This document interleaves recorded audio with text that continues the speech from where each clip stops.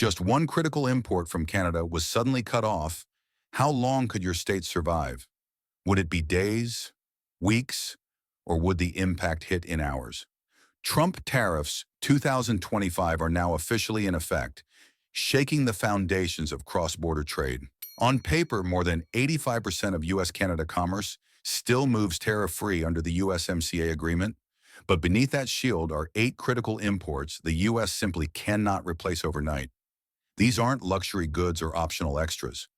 They're the lifelines that keep America's energy, food supply, and industries running, from winter electricity in New England to the potash that feeds the Corn Belt, to the auto parts that keep Detroit's assembly lines moving. In this investigation, we're ranking all 8x3 hard metrics. Irreplaceability, how dependent America is on Canada for that item. Seasonal urgency, the cost of losing it during peak demand. And bridgeability, how quickly we could realistically find a backup supply. Because when a lifeline snaps, it's not just about trade, it's about whether the lights stay on, the shelves stay stocked, and the jobs stay here. Method and heat map, where the risks are highest. To understand which Canadian imports pose the biggest threat, we've built a simple but powerful risk score, rated from 0 to 10. It's based on 3 key factors. Irreplaceability, how much the U.S. depends on Canada for this specific import. Seasonal urgency, how dangerous it would be to lose it during peak demand. Bridgeability, how quickly we could find a viable backup without crippling costs or delays. The formula is straightforward. The higher the irreplaceability and seasonal urgency, and the lower the bridgeability, the greater the risk. Now let's look at the heat map of America's most vulnerable regions. New England and New York, heavily dependent on Canadian electricity and natural gas during winter. The Corn Belt, built on Canadian potash to feed U.S. agriculture. The Great Lakes, reliant on auto parts and aluminum for manufacturing. The Sun Belt, fast-growing states that need Canadian lumber for housing. The Gulf and Midwest, home to refineries designed for heavy Canadian crude. This isn't just a trade story. It's a map of America's economic weak spots. Number 8. Softwood lumber. Canada remains America's top supplier of softwood lumber, accounting for more than a quarter of total imports. This timber is essential for framing homes, repairing storm damage, and meeting the housing demand in fast-growing states. Texas, Florida, North Carolina, and Georgia are among the most dependent, with builders relying on steady shipments from Canadian mills. If that supply is disrupted, industry estimates warn framing lumber prices could jump by as much as 35% within weeks. That kind of spike would not only raise construction costs, but also slow down housing starts across the Sun Belt. Warning signs include falling inventory at major wholesalers and price volatility on the Random Lengths Framing Lumber Index. While the U.S. has domestic producers and alternative sources like Chile, they can't match Canada's volume and delivery speed in the short term. For America's construction sector, Canadian softwood isn't just another import. It's the backbone holding up the nation's fastest-growing communities. Number 7. Primary aluminum. Nearly 48% of all primary aluminum imported into the United States comes from Canada. This lightweight yet strong metal is a cornerstone of America's auto manufacturing, aerospace engineering, beverage can production, and even defense equipment. From vehicle frames in Michigan and Ohio to aircraft fuselages in Washington and Alabama, Canadian aluminum keeps assembly lines moving. If that flow is disrupted for just 2 weeks, industry data shows production cutbacks of 15 to 20% in auto and aerospace plants. Such delays could idle thousands of workers and cause ripple effects through supplier networks. Warning signs include rising Midwest premium prices and shrinking inventories at major smelters and processors. Plan B options, like recycling more scrap aluminum or importing from the Middle East or EU, can help, but they often come with higher costs and longer lead times. For America's manufacturing heartland, Canadian primary aluminum isn't just raw material. It's the lifeblood that keeps innovation and production running on schedule. Number 6. Crude oil. Canada supplies 59% of all crude oil imported into the United States, and much of that is heavy crude, the kind many U.S. refineries are specifically designed to process. Refineries in PADD2, covering the Midwest, and Paddy D3 along the Gulf Coast are optimized for this dense, high-sulfur feedstock. These facilities turn Canadian heavy crude into gasoline, diesel, and jet fuel at high efficiency and low cost. If that supply is cut, the alternatives are limited. Venezuela and Mexico produce similar grades, but political risks, smaller volumes, and different contract structures make replacement far from simple. Switching to lighter crude would require costly retooling and months of downtime, slashing output in the process. Industry warnings suggest a prolonged disruption could force refineries to cut runs by 15 to 20%, sending fuel prices sharply higher nationwide. Warning signs include reduced pipeline flows on systems like Enbridge's mainline and widening price spreads between heavy and light crude grades. For states like Michigan, Illinois, Texas, and Louisiana, Canadian heavy crude isn't just an import, it's the backbone of their industrial and transportation economy. Without it, the gears of America's fuel supply would grind to a costly halt. Number 5. Natural gas. Canada supplies about 14% of the United States' total natural gas imports, but in some Northeast and Upper Midwest states, that share can spike to 40% during peak winter demand. This pipeline gas is a critical lifeline when temperatures plunge, powering home heating systems, industrial boilers, and even electric grids. Unlike liquefied natural gas, LNG shipments, which arrive by sea and can face weather delays, pipeline flows from Canada are continuous, reliable, and often cheaper in winter months. If those flows are disrupted, even for a short time, the consequences can be immediate. Analysts warn that spot prices at Algonquin City Gate, a key hub for New England, could surge by 200% within just 48 hours. Such a spike would drive up heating bills, strain utility budgets, and risk grid instability during prolonged cold snaps. Warning signs to watch include pipeline maintenance bulletins from operators like TC Energy, extreme cold forecasts, and sudden shifts in daily flow volumes. While LNG imports or domestic rerouting can offer temporary relief, they are costly and limited in capacity. For cold weather states, Canadian pipeline gas isn't optional. It's the invisible safety net that keeps homes warm and businesses running through the harshest months of the year. Number 4. Auto parts and powertrains. Canada supplies roughly 16% of all auto parts imported into the United States, including engines, transmissions, and precision components. Most of these shipments flow directly into the Great Lakes manufacturing hub, states like Michigan, Ohio, and Indiana, where just-in-time supply chains keep assembly lines moving without large stockpiles. This tight integration means even minor delays at the border can have an outsized impact. If Canadian shipments stop, industry leaders warn that production in some plants could halt within just 5 days. That shutdown would ripple across the region, idling thousands of workers and delaying tens of thousands of vehicles. The economic cost isn't just lost output. It also includes layoffs, overtime expenses to recover lost time, and penalties for missed delivery contracts.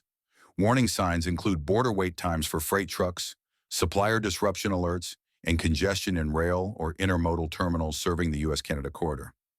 While alternative suppliers exist in Mexico or Asia, switching requires retooling production lines and recertifying components, a process that can take weeks or even months. For America's auto heartland, Canadian parts and powertrains aren't just components. They're the gears that keep the entire manufacturing machine turning. Number 3. Uranium and nuclear fuel. Canada supplies about 22% of the uranium used by U.S. nuclear reactors, much of it coming from the high-grade mines of Saskatchewan. This uranium, along with processed nuclear fuel, is critical for maintaining baseload electricity, the steady, around-the-clock power that keeps the grid stable. States like Illinois, Pennsylvania, South Carolina, and North Carolina operate large nuclear fleets that depend on these deliveries to meet everyday demand. Unlike fossil fuels, uranium supply chains cannot simply ramp up or switch sources on short notice. Mining, enrichment, and fabrication involve long lead times, specialized facilities, and strict regulatory oversight. If Canadian uranium flows were interrupted, reactors could be forced into early refueling outages, cutting generation capacity and raising electricity costs. Replacing that power often means relying on higher emission sources like coal or natural gas. undermining both cost stability and environmental goals. Warning signs to monitor include utility inventory reports, spot market price spikes for uranium-308, and delays at enrichment or fabrication plants. While the U.S. could source uranium from Australia, Kazakhstan, or domestic mines, those channels cannot scale quickly enough to fill an unexpected gap. For America's nuclear-powered states, Canadian uranium isn't just fuel, it's the quiet force that keeps the lights on year-round. Number 2, hydroelectricity. During peak winter demand, up to 18% of New England's total electricity supply comes from Hydro-Quebec via cross-border transmission lines. This steady, clean baseload power helps stabilize prices and keep the lights on when natural gas prices spike or pipelines face bottlenecks. States like Massachusetts, Vermont, and parts of New York rely on these imports as a critical safety net during extreme cold. If that power flow were suddenly cut, utilities warn that heating bills could jump by 30% or more within weeks. The risk doesn't stop at higher costs. Prolonged shortages could trigger rolling blackouts during the coldest nights of the year. Unlike oil or gas, there's no quick substitute for large-scale hydro imports in the Northeast. Local generation from gas-fired plants or peaker units is more expensive, less efficient, and often dirtier. Warning signs include reduced transmission volumes reported by ISO, NII, or NISO, spiking capacity market prices, and early stress alerts from utilities. While new renewable projects are in development, they can't be built or scaled in time to replace a sudden loss.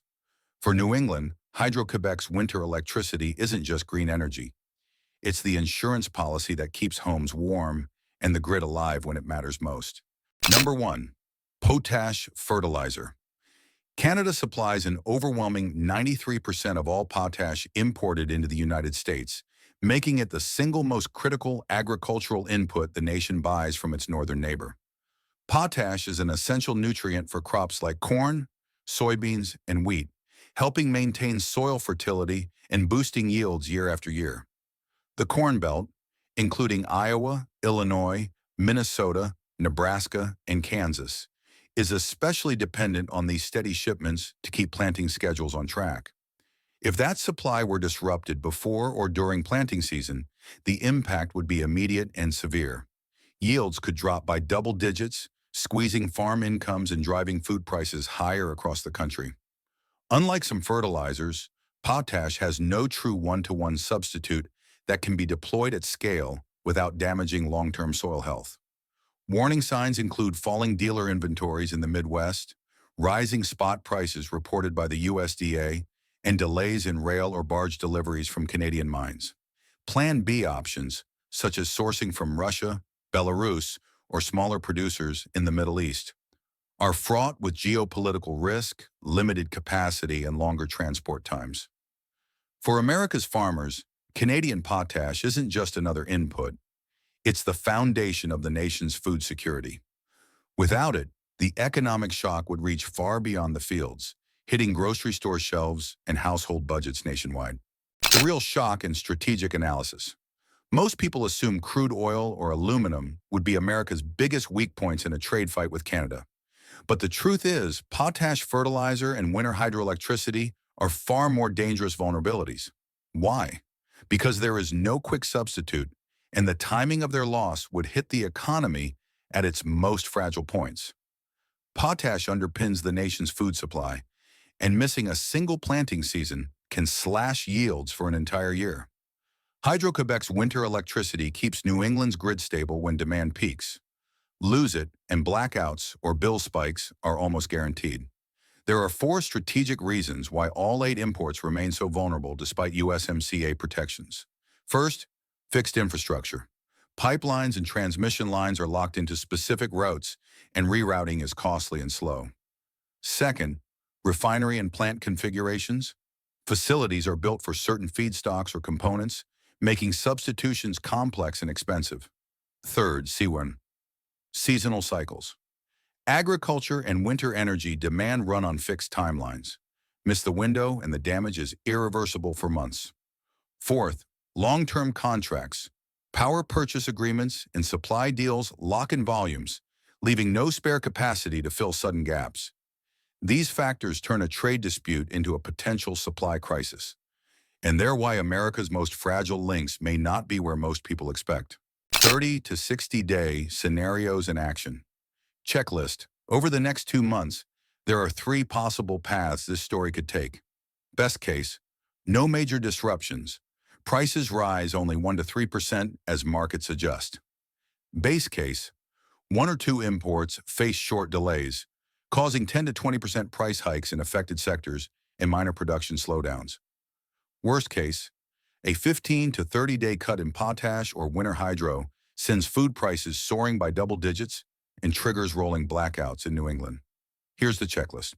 For businesses, review contracts for force majeure clauses, lock in prices now, and stockpile critical inputs where possible. For farmers, secure potash orders before planting windows and monitor rail and barge schedules closely. For households, in cold weather states, explore energy efficiency upgrades and stay informed on utility alerts. This isn't just a story about tariffs or trade policy. It's about the lifelines that power our homes, put food on our tables, and keep millions of Americans working. From the electricity that heats New England in the dead of winter, to the potash that sustains the Corn Belt's harvest, to the parts that keep Detroit's factories alive, each of these imports carries weight far beyond its price tag. If even one supply line breaks, the impact will be felt in grocery bills, utility statements, and paychecks across the nation. So here's the question for you. Which of these 8 critical imports is your state most at risk of losing, and how quickly would you feel it? Drop your thoughts in the comments below. Your perspective matters more than ever in these uncertain times. And if you want to stay ahead of the headlines and understand the real economic risks before they hit, make sure you subscribe and turn on notifications. Because in today's world, being informed isn't just an advantage, it's a necessity.